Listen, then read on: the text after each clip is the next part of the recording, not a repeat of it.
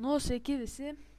Norėčiau aš jums parodyti Full Fraps naudojimą, kaip jo naudotis, iš kur jį atsisiųs. Taigi aš numečiau jums linką į temos sukūrimą. Čia yra linkas.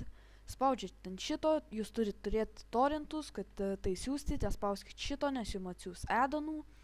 Čia vapšė nesąmonė, čia bus lentelės ir panašiai, valgys tik resursus, o naudos jokios.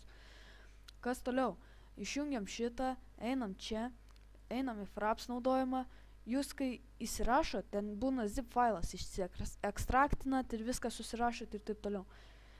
Toliau šitas naudojamas, kaip dabar aš tiesiog filmuoju savo desktopą ir taip toliau.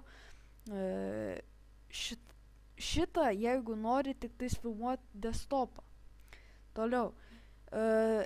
Filmus geriausiai naudoti yra su F9, bet galite aišku tai pasikeisti turbūt.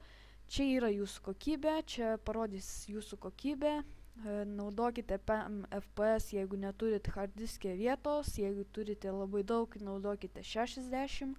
Čia yra sekundės, čia jūs galite pasidaryti, kad jums rodytų filmą, suskirstytų į dalis kas 4 GB.